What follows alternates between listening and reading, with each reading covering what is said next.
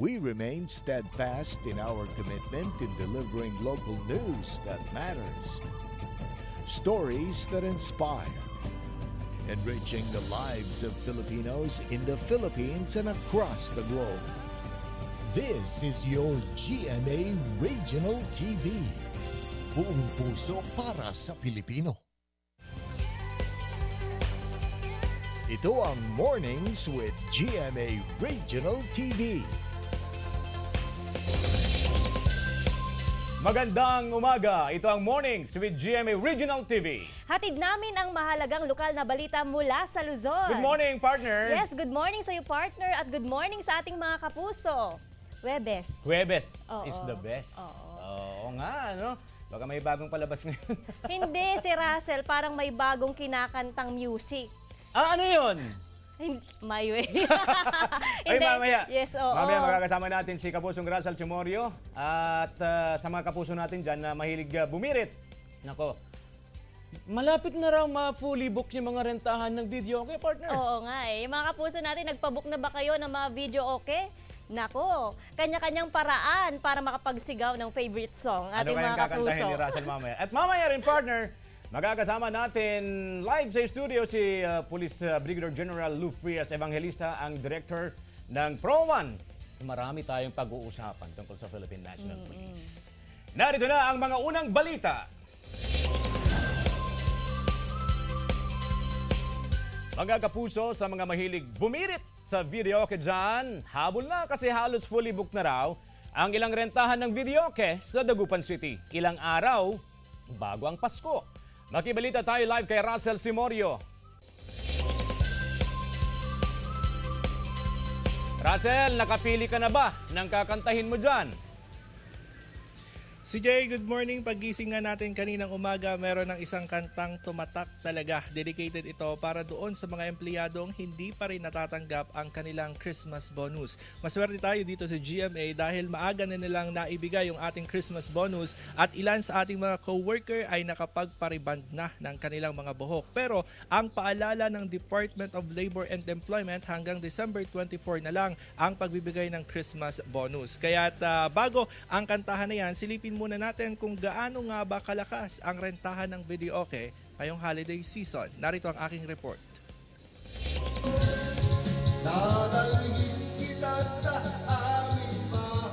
Hindi mawawala sa bawat okasyon ng mga Pinoy ang kantahan sa videoke.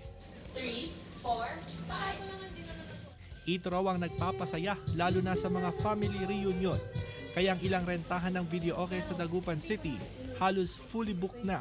Nasa 800 pesos hanggang 1,500 pesos ang singil sa kada renta ng videoke. Pag December, dami na po mga nagpapareserve, mga party, Christmas party, ganyan po. Bukod sa videoke, in-demand din ang rentahan ng sound system at banda. Hindi raw kompleto ang Pasko ni Tatay Ferdinand kung hindi sumasayaw habang nakikising along. Pag merong salo-salo, meron at merong videoke. Pero ayon sa Task Force Disiplina, bawal ang magdamagang paggamit ng videoke sa lungsod. Hanggang 10 p.m. lamang pwedeng gumamit ng videoke para hindi makaistorbo.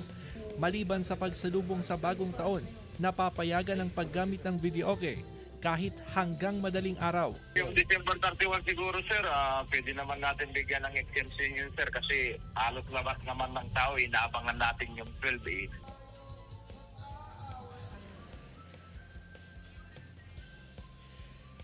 Si Jay, hindi raw masaya ang isang salo-salo o ang isang okasyon kung wala ang kantahan sa videoke. Andito tayo sa isang videokehan sa Barangay Maluwod, Dagupan City. Makakasama natin si Ma'am Arceli. Nagpaparenta po siya ng videoke. Ma'am, gaano nga ba kalakas ang rentahan sa videoke ngayong Christmas season?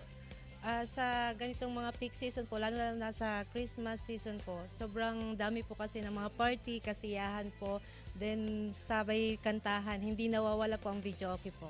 Kahit na medyo tumaas yung presyo, ma'am, talagang talagang malakas pa rin dahil hindi nga masaya ang isang okasyon kung walang Christmas or walang kantahan. Yes po, kahit tinaas po namin yung presyo, kukunin at kukunin pa rin po nila yan. Ayun, maraming salamat Ma'am Arceli at mga kapuso. Bago ang kantahan, isa sa mga suki ng videokehan dito sa Barangay Maluwod si Ma'am. Ayan, napakagaling nitong kumanta. Hi Ma'am, good morning po. Good morning po. Ma'am, ready ka na sa kantahan mamaya, ma'am? Ready na po. Okay. I-play na natin. Ayan. Ma'am, unahan ko ha, tapos susunod ka, ma'am.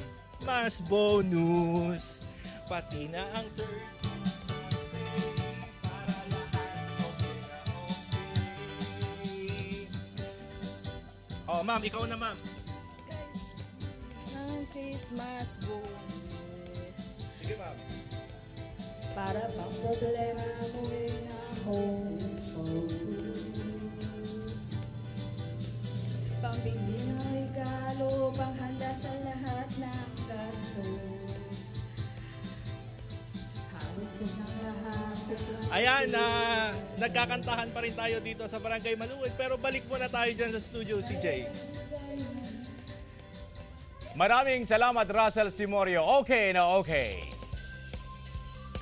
Samantala, tinupok ng apoy ang isang bahay sa Barangay Casban, Calasiao, Pangasinan. Mabuti na lamang at nakalabas ng bahay ang mga nakatira habang nasusunog ito. Patuloy ang investigasyon ng otoridad sa insidente. Pero isa sa nakikita nilang dahilan ng sunog, ang overloaded na extension wire. Sa kabuuan, naabot sa 600,000 pesos ang danyo sa sunog. Walang naisalbang gamit ang mga nakatira kaya nagsusumamo sila ng tulong. Pagkakabit ng household numbers isinasagawa sa ilang barangay sa Mangaldan, Pangasinan. Narito ang report. Pumapalo na sa mahigit 6,000 ang populasyon ng Barangay Banawang, Mangaldan, Pangasinan. Kasabay nito ang pagdami ng mga bahay sa barangay. Upang mamonitor kung saan at sino-sino ang nakatira sa mga ipinatayong bahay, nagsagawa ng profiling ang barangay at sinimulan na rin ang pagkakabit ng household number. Kinakabit namin, kinukuha namin yung pangalan. Para if ever na nagkaroon ulit ng kuan, magtatanong, ang number na ganito ka, tapos alam na namin kung kanino nakapangalan. Sagot din daw ito sa problema sa paghahanap ng address ng mga umu-order online. Halos lahat siguro ng mga kabarangay, pag umu-order sa online, pag dinideliver, dito po sa barangay hall yung meeting place nila. Ngayon lang nagkaroon ng house number sa Aling Lita. Malaking tulong daw ito para mas tamang maibigay niyang address sa courier. Sa akin, okay lang kasi harap ng barangay hall. Pero yung kuan siguro, medyo mahirap hanapin. Malaking tulong din daw kasi ang pagkakaroon ng household number para malaman din kung sino ang mga dayong nagrerenta lamang sa mga boarding house sa barangay. Malapit sa barangay Poblasyon na sentro ng kalakalan ang Barangay Banawang. Dito kalimitang nangungupahan ang mga nagtatrabaho sa bayan. Joan Punsoy para sa Mornings with GMA Regional TV.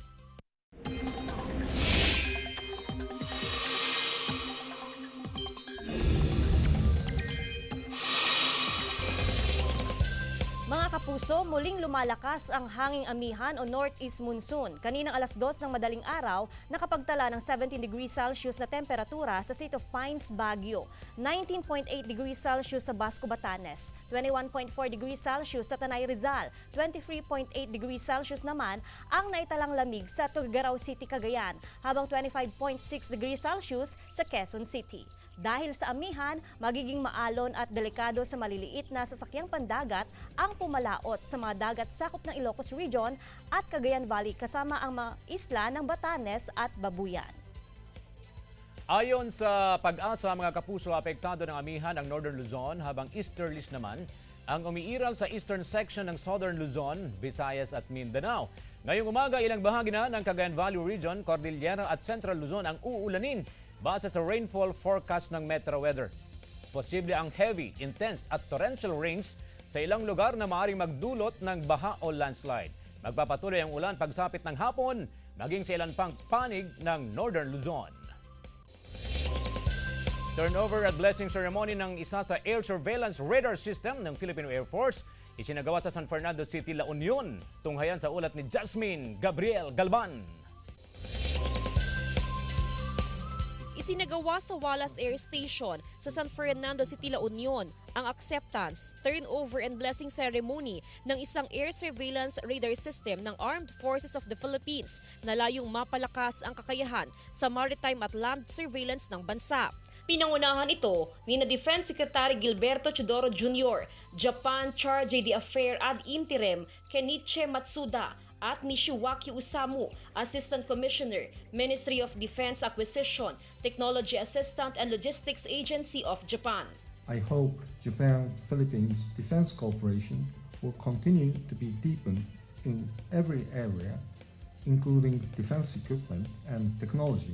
Dinisenyo ang ASRS para magbigay ng early warning mapa land o maritime surveillance. Mapa fixed-wing aircraft, helicopter at maging ng remotely piloted vehicle o RPVS. Magbibigay ito ng near real-time na impormasyon sa overall air situational picture.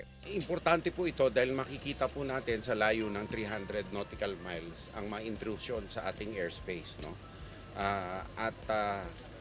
Kaugnay ng iba pang mga sistema, magkakaroon tayo ng klarong picture, hindi lamang sa West Philippine Sea, kundi sa ibang lugar ng Pilipinas. October 2022 nang isagawa ang pre-delivery inspection ng unang unit ng ASRS na isinagawa sa Japan. December 2022, na-deliver sa bansa ang unang unit ng ASRS na agad sinundan ng construction at installation ng radar tower at C2 building.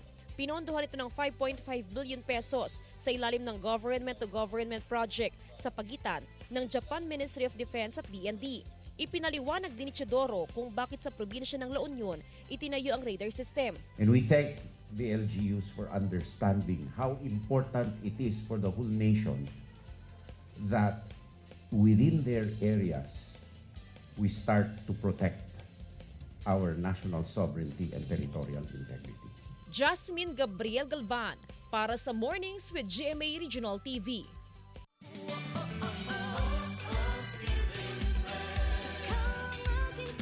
Barbie-inspired Christmas Village tampok sa Pidig, Ilocos Norte. Silipin sa report ni Gab De Luna.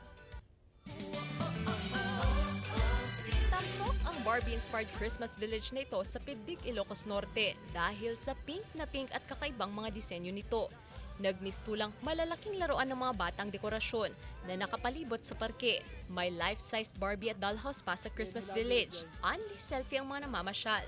Ang ibang turista, taon-taon na raw inaabangan ang disenyo sa parke. Very colorful. Last year na naman, maganda naman po yung decorations. Samantala sa halip na karaniwang material ang gamit. Palay at iba pang mga indigenous materials ang ginamit sa paggawa ng parol sa Marcos, Ilocos Norte. Naglaban-laban ang 13 barangay para sa pinakamagandang disenyo ng parol. Naging sentro ang pangunahing hanap buhay ng mga residente rito na pagsasaka. Ginawang palamuti sa munisipyo ang mga parol. Ginagawa nila ito to present their output in the Lantern Parade. And one of the highlights of our Lantern Parade is also the lighting of our Christmas tree. Gab De Luna para sa Mornings with GMA Regional TV.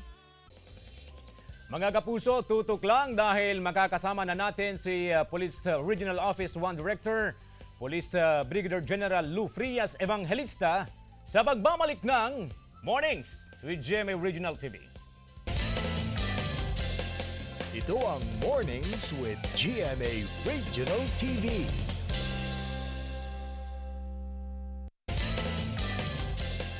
Ito ang Mornings with GMA Regional TV.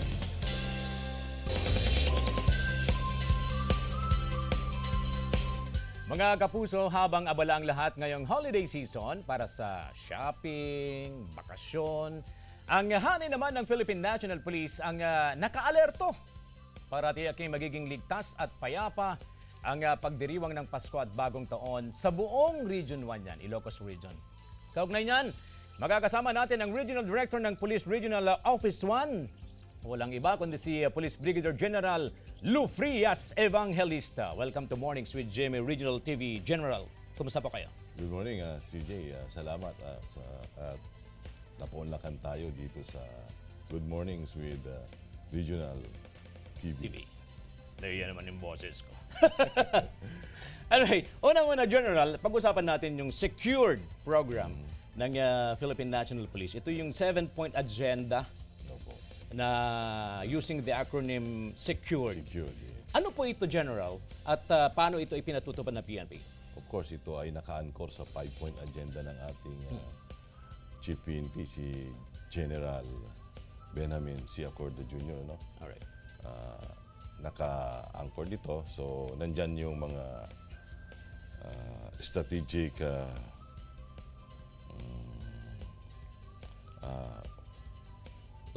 Planning. yeah, of course. Nandyan yung crime prevention sa Yes. crime suppression.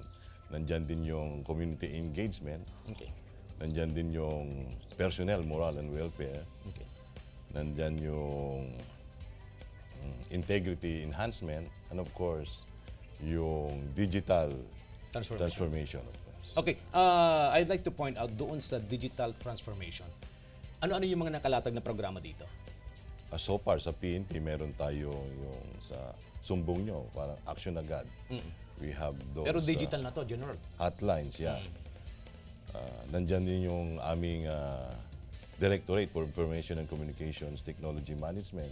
Sila ang namamahala dito sa mga pag-unlad or pag-upgrade ng aming mga equipment tulad ng computer provisions, local area network, kumbaga para yung ating mga informasyon sa bawat PNP dahil nationwide tayo ay madali nang maipakalat sa ating mga different police stations. At meron na rin pala kayong tinatawag na cyber patrolling. Ano ito, General? Of course, ito ay ang pag-scour sa net, no? Okay. I-scour natin para ma-prevent natin or ma-actionan natin yung mga lumalabas na fake news or mga scam. So, pinangangalagaan natin ang ating mga community para hindi sila mabiktima ng online scam. Doon naman po tayo sa crime prevention and solution activities. Ano-ano yung mga operation plan ng Philippine National Police tungkol sa agenda nito? So ngayon, we have yung Ligtas Paskuhan, no? As Okay. nabanggit nga. Dahil may mga influx ng mga tourists coming from other nations or other countries. Ganon din yung mga nasa metro, no? Lumalabas sila, pumupunta sila sa kanilang mga bayan-bayan. So, nagiging may mga convergence sa ating mga terminals, hubs, or sa mga tourist spot. So, nandun yung ating mga kapulisan para sila ay i-secure, para sila ay pangalagaan.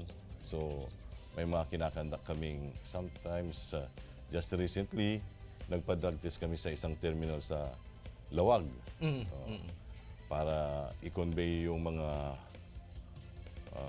turista natin para sila ay maging safe sa kanilang paroroonan. General, meron ba tayong tinututukan na high-profile cases sa Ilocos Region?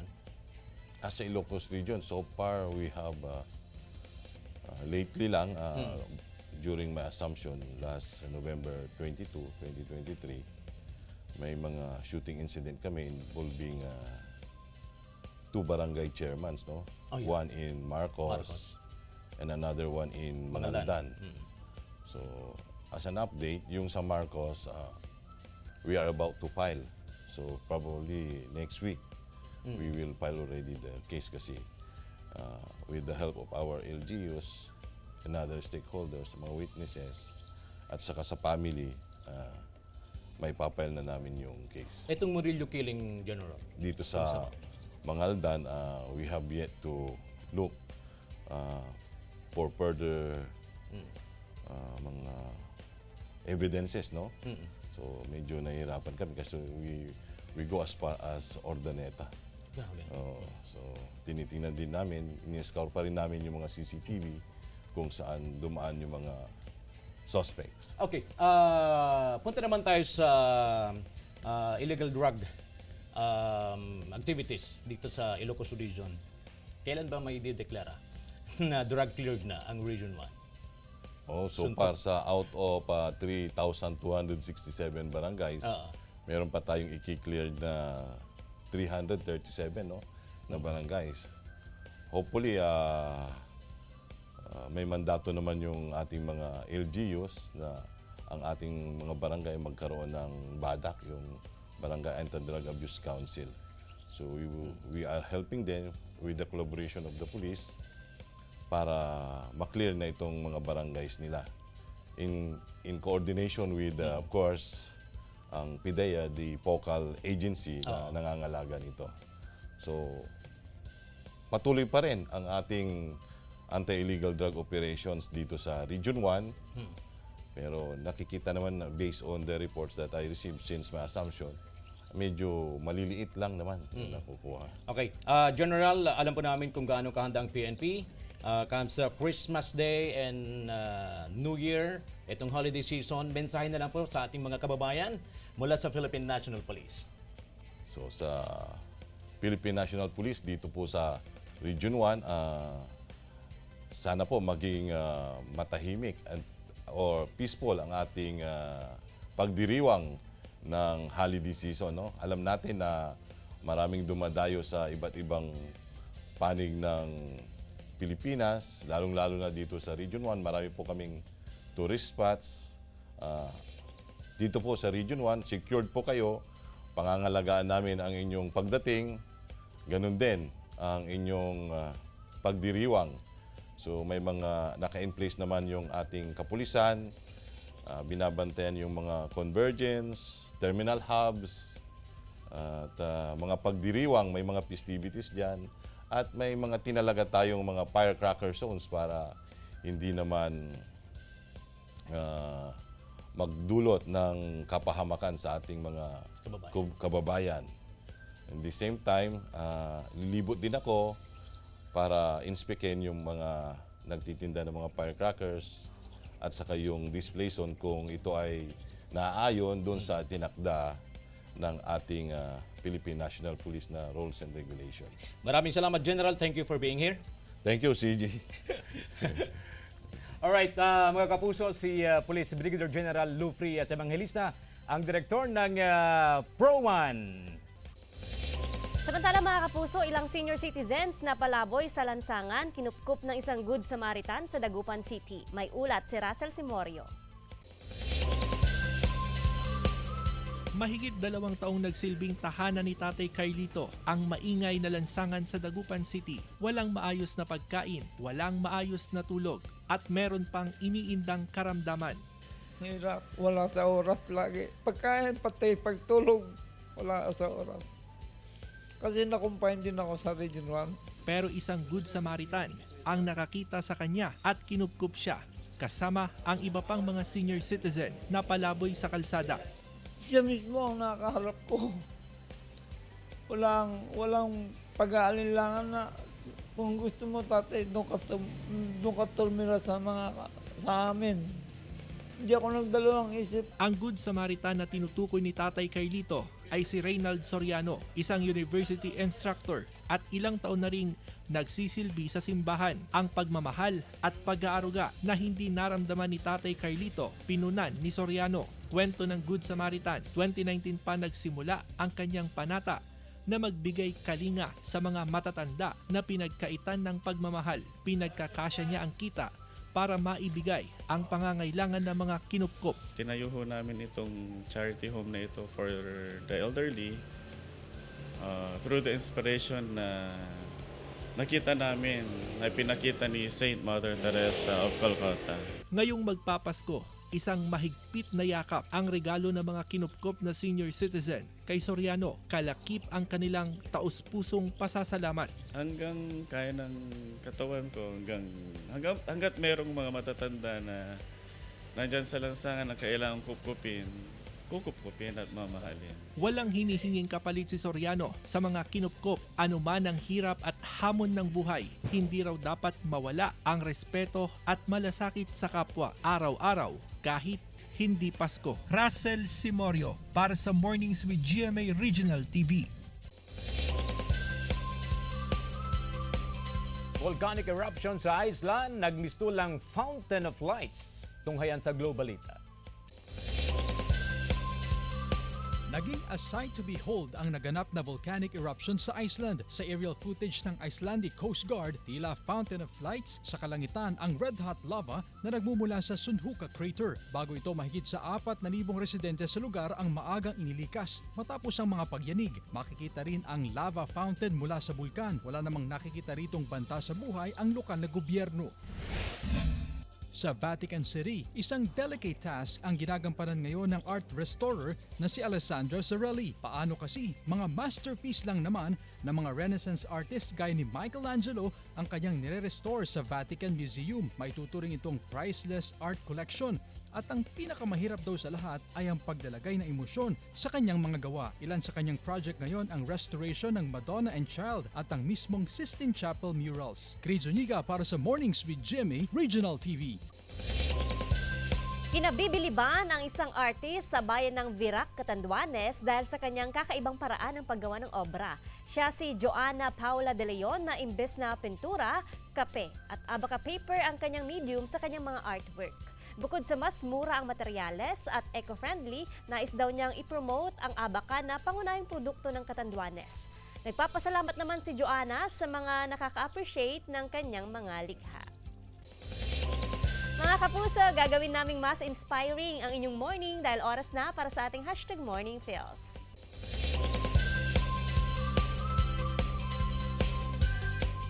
Talent is nothing without dedication and discipline. And dedication and discipline is a talent in it itself. By Luke Campbell, a British former professional boxer. Ano? Basta talent, discipline, and dedication. Ay, 3 words.